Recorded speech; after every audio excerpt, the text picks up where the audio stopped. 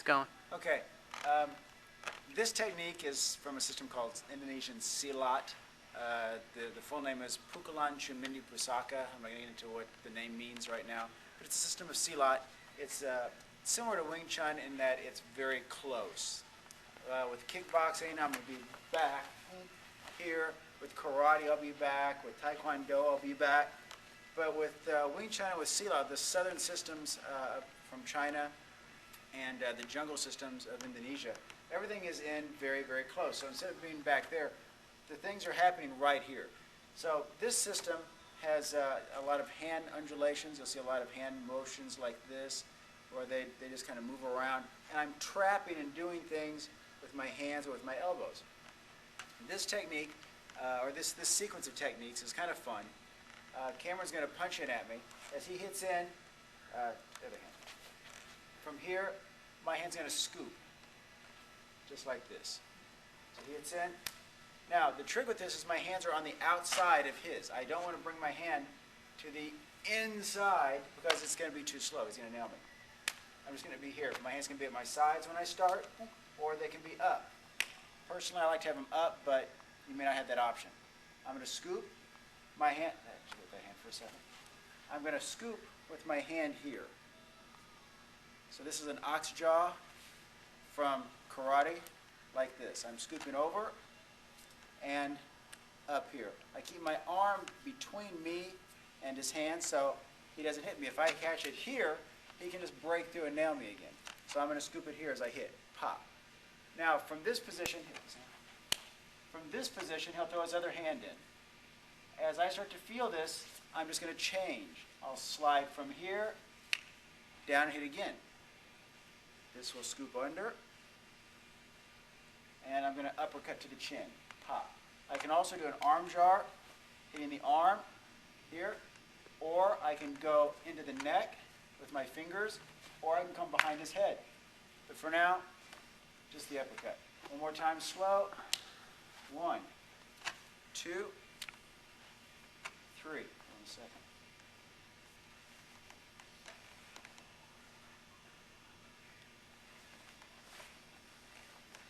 See my arms. Okay, again. 1, 2, 3. Punch me the hand. 1, 2, 3. From this point, one of the things that I like to do is I'll let my finger hang and I'll switch grips on him. His other hand will come in for his hook.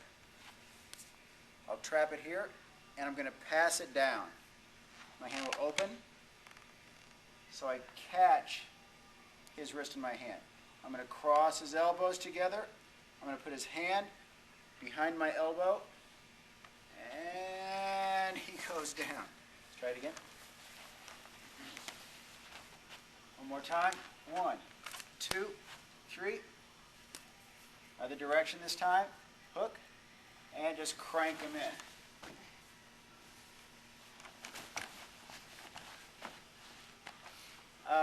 With Silat, one of the ideas here is that I want to put my opponent on the ground and I want to break him as he goes down. Unlike judo or jiu-jitsu where he's taking a break fall or he can roll out of the technique. When he falls, I'm not allowing him, strike in, 1, 2, actually other hand, 1, 2, 3, his hook comes in. As he falls, you notice that I'm not giving him an arm to do a break fall with. As he goes down, he has nothing to break. He has nothing to slap with. So he's more likely to crunch things as he goes down here.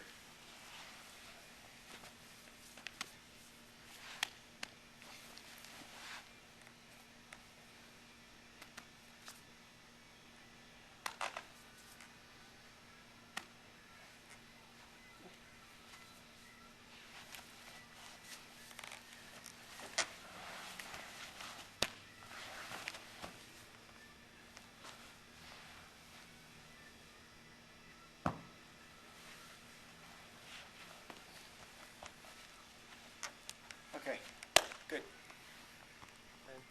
Okay, the second portion of this particular drill, the first part is going to start the same way. He's going to strike in 1, 2, You notice that this hand, again, my forearm is between me and his hand, or his tool here.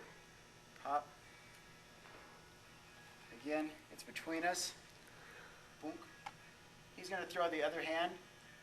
As this hook comes in here, instead of scooping it and catching here, 1, 2, pop. I hold on to this so he can't pull it back, and hopefully after a couple of hits, he's just going to get that other hand out trying to hit me.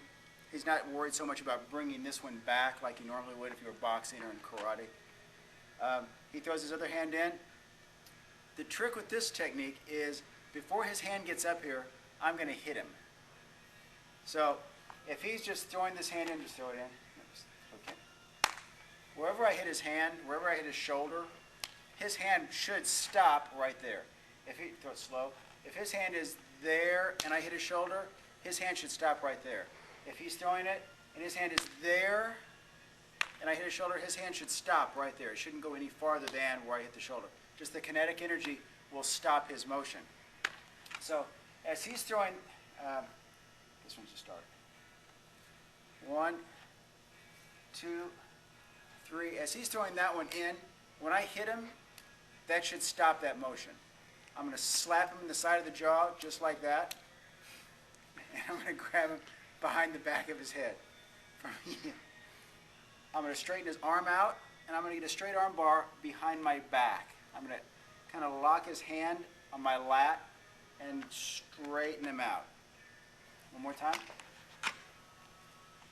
1, 2, 3. Behind and straight. Yeah. Straighten him out. Let's do the other side. 1, 2, 3. Slap. Grab in here behind the neck a little bit. Turn your hand over. Keep his elbow straight. Lock it. Put it back here. And here's your arm bar. Now the trick with this is, or one of the tricks anyway, is to keep his arm straight as you do this. If you allow him to bend this a little bit as you try this, he's just going to slide right out. So keep this straight underneath here. Okay, let's do one more technique here before we finish this up. He's going to strike in again. 1, 2, 3. This time as he strikes in and I hit, he hooks, pop, I'm going to take this down. I call this a pucha kapala. I'm scooping his head down to get him to turn, and he waves. Okay. 1, 2, 3. Slap. Scoop his head down. And you see that I've got a throw here. I can actually toss him. Or what I'll normally do is I'll just sit him down right here in front of me and go in for my figure 4 from behind.